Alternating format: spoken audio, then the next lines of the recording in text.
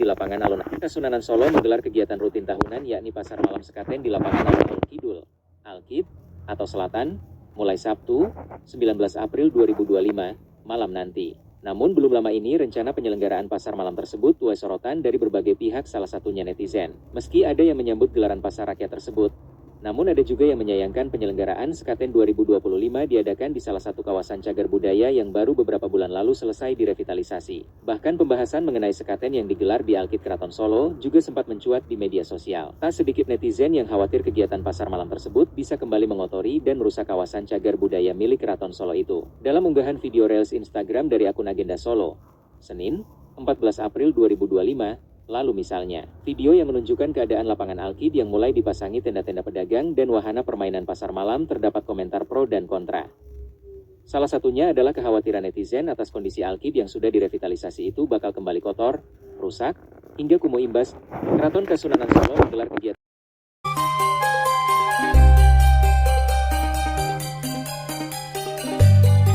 Pasar malam di kawasan Alun-Alun Kidul, Kota Solo baru saja selesai diselenggarakan. Namun, kini sedang menjadi sorotan warganet dan berbagai media terkait kondisinya yang mengalami kerusakan, terutama pada bagian rumput lapangan. Bahkan, Wapres Mas Gibran Rakabuming Raka juga turut menyampaikan kekecewaan beliau dengan mengomentari salah satu unggahan di media sosial. Sekarang tentunya ini bisa menjadi pembelajaran agar kejadian serupa tidak terulang kembali. Kita memasuki Jalan Kasunanan. Kita sudah melewati Gapura Gading. Nah, ini adalah kondisi terbaru Alun-Alun Kidul atau Alkid Keraton Kasunanan Surakarta. Di bawah terlihat cukup ramai warga yang melakukan aktivitas olahraga. Nah, ini yang sedang menjadi perbincangan atau sedang menjadi sorotan, khususnya pada bagian lapangannya ini ya teman-teman. Di sini terlihat pada bagian rumput lapangan mengalami kerusakan. Di sini terlihat pada bagian rumputnya baik di sisi barat maupun di sisi timur mengalami kerusakan. Atas kejadian ini, Wakil Presiden Mas Gibran Rakabuming Raka juga memberikan komentar yang berisikan kene angel-angel bangun padahal, yang artinya sini susah-susah membangun padahal. Jadi di sini aku akan sedikit wawancara nih tentang gimana sih perasaan Mbak Ul sama Mas Erik ini ada di alun-alun ini. Baik, kita langsung aja ya Mbak ke pertanyaan pertama. Santai aja ya Mbak, nggak usah gimana ini. Yang pertama, apa tujuan Mbak Ul datang ke pasar malam Alkid? Apa Anda puas dengan penyelenggaraan acara ini? Kita datang ke sini pengen nikmatin buat hiburannya ya. Apalagi wahana-wahananya yang benar-benar lokal, kayak ada ayunan, terus ada wahana komedi putar dan ombak banyu itu kita pengen ngerasain naik wahananya itu sih, dan kita mungkin puas-puas aja ya Mas. Oke. Terus selanjutnya nih Mbak, bagaimana pengalaman Anda saat menikmati acara pasar malam? Apa senang atau gimana? Nah, senang banget ya, soalnya seru main kayak gitu. seru banget ombak banyu ya, cuman antri panjang ya. Terus kalau soal fasilitas atau keamanan nih, menurut kakaknya ini gimana sih kalau di alun-alun ini? Mungkin kurang dari fasilitasnya tuh ya. Di pasar karena khususnya kayak permainan kan kurang safety. Iya betul. Walaupun wahananya tuh berbagai macam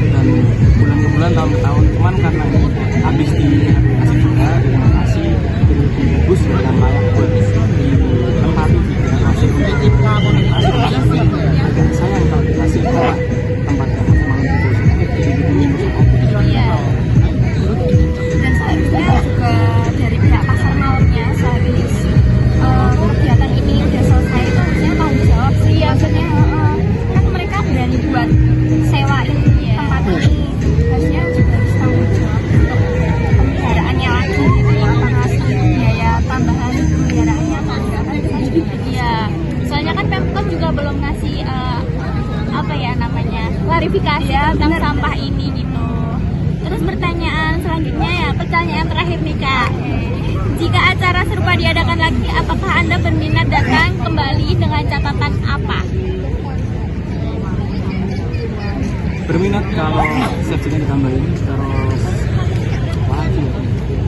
Khusus sendiri konsepnya. Sama keamanannya lebih ketat lagi. Oh ya, kalau soal tempat sampah itu mungkin nggak perlu ya Kak, karena nanti bisa sama dibawa pulang lagi ya, mau gimana. Kita introspeksi diri dalam diri kita sih ya, menyadari gimana kebersihan dan jadi kayak normalisasikan bersih gitu Ya. aja. Oke baik ya Kak, terima kasih sudah mau saya wawancara. Oke teman-teman, terima kasih sudah melihat wawancara ini. Bye bye. Baik teman-teman semuanya, bersama saya Tika Sari dan Bapak ya selaku masyarakat sekitar yang akan kita wawancarai tentang beberapa pertanyaan yang sudah kita siapkan, Pak. Oke, yang pertama, bagaimana pendapat Bapak ini dalam penyelenggaraan pasar malam yang terjadi kemarin Pak, yang sudah diselenggarakan kemarin Pak? Pendapat saya diselenggarakan dengan bagus, ternyata sampai bagus, juga rame. Pokoknya rame semua. Membantu UMKM Iya, juga Pak. juga membantu UMKM PKL yang ada di Alki sangat dibantu sekali. Ya mudah-mudahan ntar lagi ada diadakan event-event lagi dan yang kantor. Makin tambah ya Pak. Makin tambah keramaian dan mengangkat para PKL yang ada di Alki. Oke, yang selanjutnya, apakah kegiatan seperti ini membawa dampak positif atau negatif Pak bagi pandangan Bapak? Bahwa apa pasar malam ini Iya, positif, banyak positif itu kedepannya apa? apakah jadi UMKM-nya tambah ramai? Iya, gitu ya ya Pak. pengunjungnya tambah ramai, alhamdulillah diadakan pasar-pasar kemarin para PKL angkat ekonominya. Ya, jadi tempat refreshing juga Ya, Pak bisa. juga pada nyaman di sini, apalagi sudah dibangun sudah pada nyaman, Sudah revitalisasi lebih bagus ya Pak. ya lebih bagus, enak pandangannya. Dan apa yang Bapak rasakan nih terhadap kondisi Alkit setelah pasar malam terjadi Pak? Kan ada yang kasusnya tuh setelah pasar malam diselenggarakan ini rumahnya ada yang rusak, atau tentang kebersihan lingkungan Pak? Ya, kalau kebersihan lingkungan alhamdulillah sudah ditangani. Setiap hari itu sudah tutup mainan kan jam 11 pasar malam itu langsung sudah dibersihin, pasti sudah diambil sama apa itu LBA itu juga sudah diambil semua. Saya pandangan saya sudah bersih semuanya ya, ya. Mana tahun ini juga nggak ada kerusakan.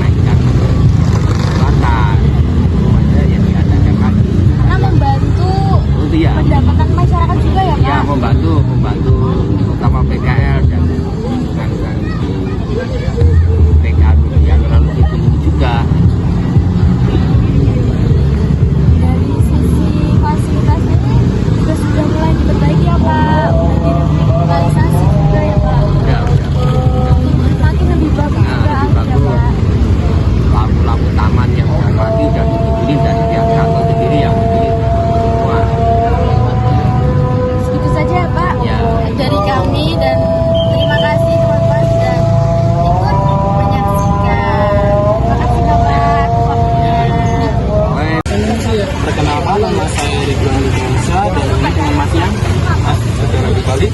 Oke, dan di sini kita ada pertanyaan nih Mas. Nah, apakah Anda melihat dampak lingkungan seperti kerusakan rumput di Alp?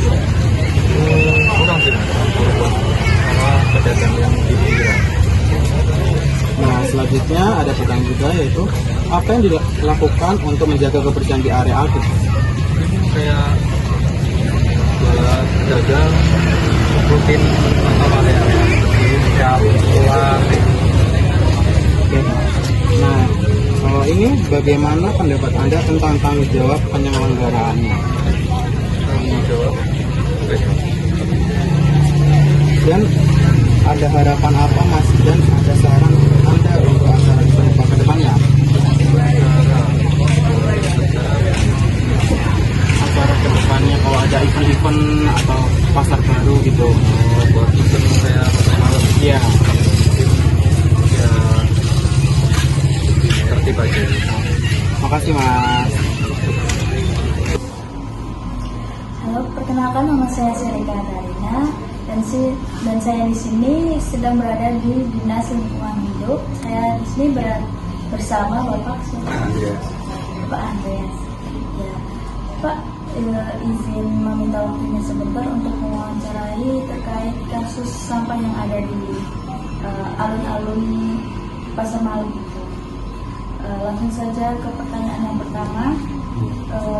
Bagaimana pihak DLH menangani sampah yang dihasilkan setelah kegiatan pasar malam di alun-alun itu? Ya, kita dari DLH cuma untuk membantu pengangkutannya.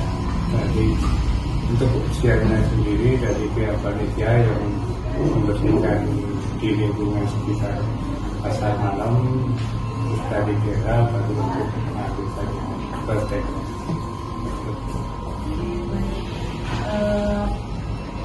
Pertanyaan yang kedua, apakah ada kerjasama antara DLH dan pihak penyelenggara pasar malam itu sendiri terkait pengelolaan sampah?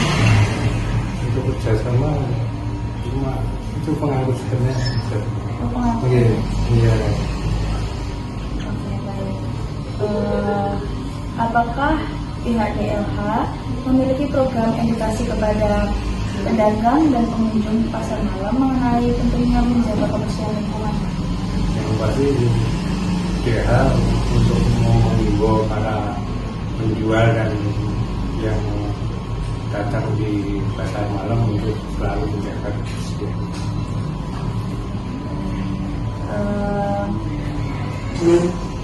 Apakah pihak DLH menyediakan fasilitas tempat sampah yang cukup di sekitar alun-alun itu sendiri selama pasar malam berlangsung?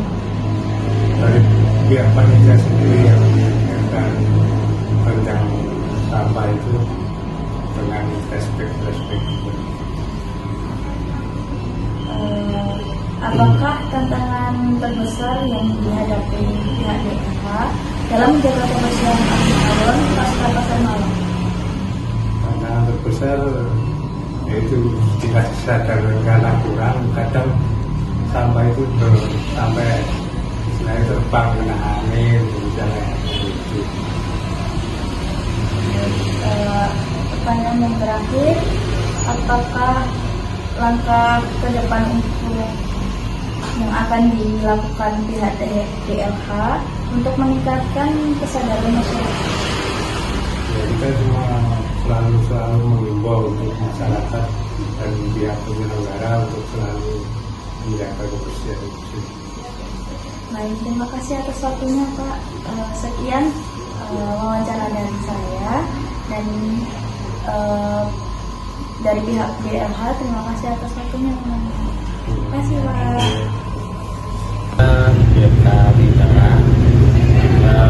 mengajar di TKI untuk mata kuliah biologi, jadi memang ada hubungannya dengan ekologi juga. Saya langsung pertanyaannya Pak. Ya, silakan. Yang pertanyaan pertama, menurut Bapak apa penyebab utama masih banyaknya sampah yang berserakan di ruang publik seperti alun-alun? Ya, sebenarnya kalau bicara masalah penyebab, jadi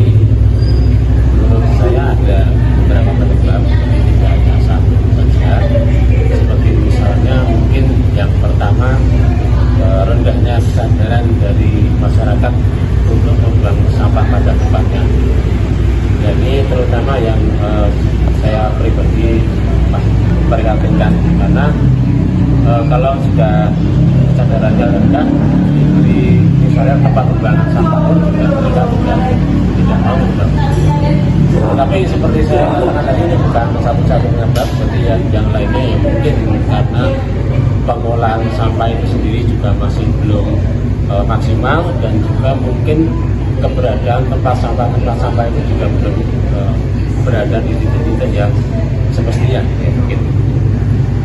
Baik Pak, terima kasih. Ini saya lanjut ke pertanyaan yang kedua ya Pak. Bagaimana peran pendidikan lingkungan dalam membentuk kesadaran warga terhadap pentingnya menjaga kebersihan Pak? Oke, jadi memang ini sangat penting ya pendidikan untuk merangsang kesadaran lingkungan.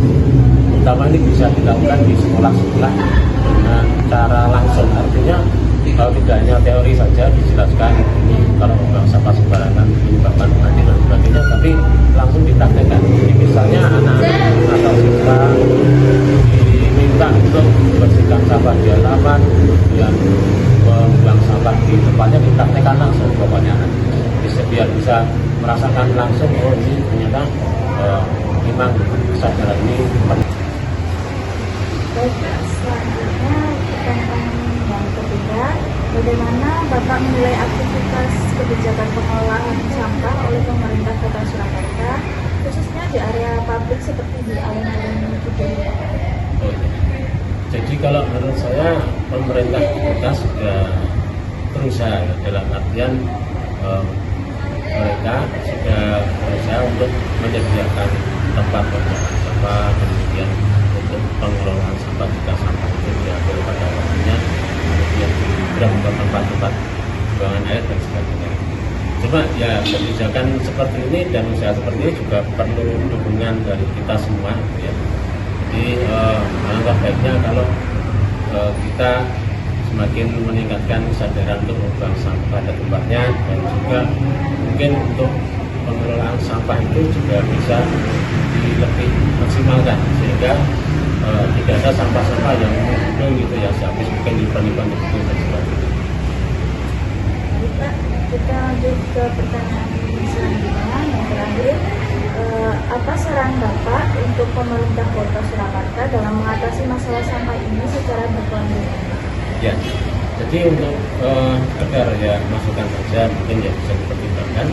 Untuk pengelolaan sampah mungkin bisa mendatangkan atau menghadirkan alat-alat pengolahan yang lebih canggih, dalam artian bisa mengolah sampah dengan lebih cepat, sehingga kalau misalnya ada misal event atau acara yang menyebabkan sampah itu banyak sekali, itu bisa dikelola dengan cepat, tidak menumpuk di tempat pembuangan air dan sebagainya. Baik, terima kasih Pak atas waktunya. Ya, sama-sama ya. Ya, sama-sama. Ya. Terima kasih banyak Ya, sama-sama. Ya, terima kasih. Halo semuanya, perkenalkan saya Nadia Widiati bersama dengan narasumber saya. Mungkin saya Nila Yuniati dari bagian organisasi. Saya di sini sedang berada di Balai Kota Surakarta untuk mewawancara bersama dengan Ibu Nila terkait sampah yang ada di alun-alun Kidul. Baik, pertanyaan yang pertama Ibu, bagaimana peran sekretaris daerah dalam perencanaan dan pengawasan kegiatan pasar malam di Alkit, terutama terkait pengelolaan sampah? Kalau peran sekretariat daerah secara spesifik, kita hanya melakukan proses evaluasi kegiatan. Nah, posisi kalau perencanaan tidak ya, perencanaan itu ada di Badan Perencanaan Pembangunan Daerah. Tapi kalau untuk perencanaan kegiatan pasar malamnya sendiri ya mohon maaf, karena itu sebuah event, kan mereka butuhnya izin pelaksanaan kegiatan. Ya, sampai memberikan izin karena itu kan wilayah keraton mereka. Karena itu wilayah keraton, dan jadi namanya keraton. Nah, sedangkan di Setda memang pemerintah kota kita berkewajiban untuk menangani dampak dari suatu event ini. Salah satunya sampah diambil dalam ini oleh dinas. Kewenangannya sampai mana sesuai kebutuhan dari pihak event. Kalau ada event seperti itu ya yang bertanggung jawab atas sampah itu adalah pihak event organizer itu sendiri. Dalam hal ini adalah panitia atau PU dari pasar malam. Kalaupun DLH dimintai tolong, jadi sebenarnya pengangkutan pun sampah kalau sektor usaha itu bahkan sampai ke TPA secara langsung, bukan menjadi tugas DLH. Cuma dalam hal ini kita juga tidak menafikan 100% hal seperti itu. Kalau memang butuh bantuan dari pihak DLH itu siap untuk melakukan. Baik, pertanyaan yang kedua, bagaimana koordinasi antara sektor dan DLH dan penyelenggara pasar malam dalam mengantisipasi masalah sampah? Kita nggak ada yang terlalu eksplisit kaitannya koordinasi khusus ya untuk kaitan penyelenggaraan event-event. Kalau seperti itu kan banyak event di seluruh kota yang harus dikoordinasikan satu persatu gitu. Mereka secara teknis langsung ke DLH dan kurang-kurang itu kan. Selanjutnya, pertanyaan ketiga, apakah sedang mendorong penyediaan fasilitas pendukung seperti tempat sampah atau tenaga kebersihan selama acara berlangsung? Pasti dari pemerintah kota itu ada berkaitan pengelolaan lingkungan hidup, di mana kami juga mendorong pihak penyelenggara acara, dari event organizer dari pasar malam untuk menyiapkan seluruh fasilitas kaitannya yang terkait sampah. Selanjutnya, apakah pemerintah kota melalui Sekda memiliki rencana jangka panjang untuk menjadikan kegiatan seperti pasar malam lebih ramah lingkungan? Jadi kita kalau masalah kegiatan menjadi yang ramah lingkungan tidak hanya pasar malam, tapi seluruh event yang ada di pemerintah kota harusnya seperti itu. Tapi hal itu tidak bisa hanya dari pihak event organizer saja, tapi lebih cenderung pada kesadaran masyarakat atas sampah itu sendiri. Karena apa? Walaupun disediakan tempat sampah, kalau masyarakat tidak membuang pada tempatnya, itu yang menjadi masalah. Nah sekarang memang dorongan itu tidak hanya pada pelaku usahanya atau penyelenggaranya, juga kepada masyarakat. Oke, baik Ibu, pertanyaan terakhir, apakah ada inisiatif dari Sekda untuk mendorong penyelenggara acara menggunakan prinsip event berkelanjutan seperti penggunaan bahan ramah lingkungan atau sistem pengelolaan sampah lainnya? Kalau untuk pengelolaan sampah tadi, kami juga mendorong kalau perlu kan ada sampah terpilah dan sebagainya. Karena sekarang kami juga punya IPTD PLTSA, di mana itu harapannya sampah-sampah tadi bisa diubah menjadi energi listrik. Jadi pasti